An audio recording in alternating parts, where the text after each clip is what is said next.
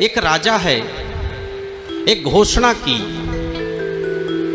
कि जो व्यक्ति आज अपने पूरे नगर में घोषणा कर दी कि जो व्यक्ति आज मुझसे सायं तक, सुबह से सायं का वक्त है, जो व्यक्ति पूरे नगर का कोई भी व्यक्ति अगर आकर के मुझसे मिलता है, मेरे करीब आता है, तो उसे मैं अपना राज सिंहासन प्रदान कर दूंगा। लेकिन जो राजा है बड़ा चतुर है, बहुत चालाक है। उसने नगर के बीचों बीच तमाम सामग्रियों को स्थापित कर दिया। कैसी सामग्री? भोजन की सामग्री, वस्त्र इत्यादि, हीरे जवाहरात इत्यादि, बड़े बड़े स्टॉल लगा दिए और घोषणा की कि जो व्यक्ति, दरवाजा खुला है, जो व्यक्ति सर्वप्रथम मेरे करीब आएगा उसे मैं अपना राज सिंहासन प्रदान कर दूंगा, सब कुछ उसको दे दूंगा। इस घोषणा को सभी ने सुना और सब सुन करके अपने घर से बाहर निकले। क्या नर क्या नारियां, सभी लोग, बच्चे बुजुर्ग बूढ़े, सभी जा रहे हैं राजभवन की ओर। तो उनमें से कईयों ने देखा कि चलो अभी तो टाइम बहुत है, सायं का वक्त है, अभी हम ऐसा कुछ करते हैं कि भोजन इत्यादि की व्यवस्था है, भोजन कर लें।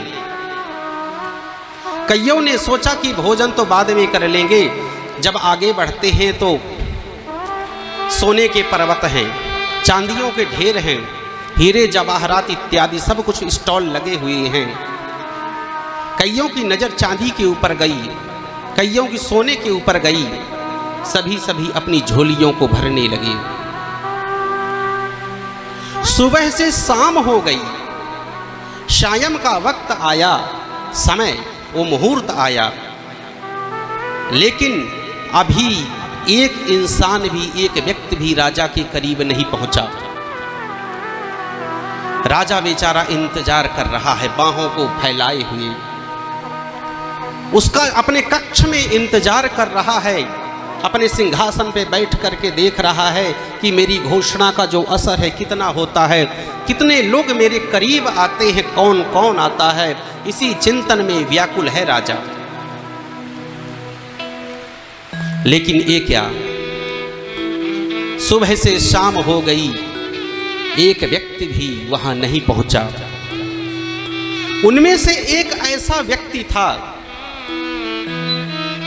जब वह घर से निकला, वह सोचता है कि राजा ने अगर इन तमाम व्यवस्थाओं को किया है, लेकिन मेरा परम दायित्व है कि जो घोषणा है उनके अनुसार मैं पहले राजा से मिल लूं, इसके बाद और क्रियाकलापों को करूंगा। ये तो सब मिलता रहेगा, लेकिन मेरा जो परम दायित्व है, परम कर्तव्य है, जिस कारण से मैं घर से निकला हूं,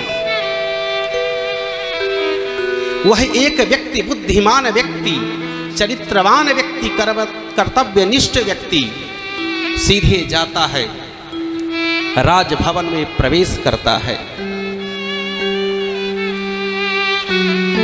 राजा देख करके बहुत प्रसन्न हुआ, बोले आओ, स्वागतम सुस्वागतम, मैं तो आपका ही इंतजार कर रहा था, मैं तो आपका ही प्रतीक्षा कर रहा था, आप आए, आपका स्वागत है, ये रहा आपका सिंहासन, ये न सिर्फ ये सिंहासन, आओ मेरे गले से लगो, इस गोद में बैठो, मैं तुम्हें सब कुछ प्रदान करता हूं।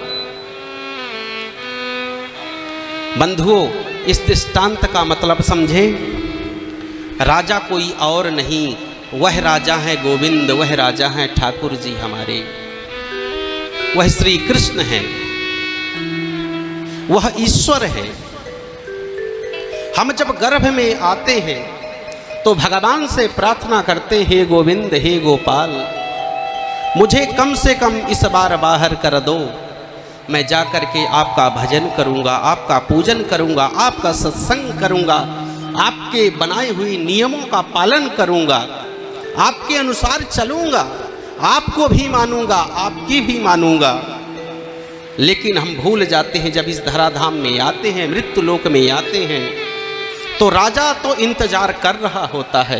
चूंकि हम कहते हैं हम आएंगे आपके पास, हाँ वादा करके आते हैं कि हे गोविंद हम जरूर आएंगे, जाते ही आपके करीब आएंगे, आपके समक्ष आएंगे, आपके पास आएंगे, आपकी गोद में आएंगे, आपके सिंहासन में आएंगे, आपके अनुकूल आएंगे।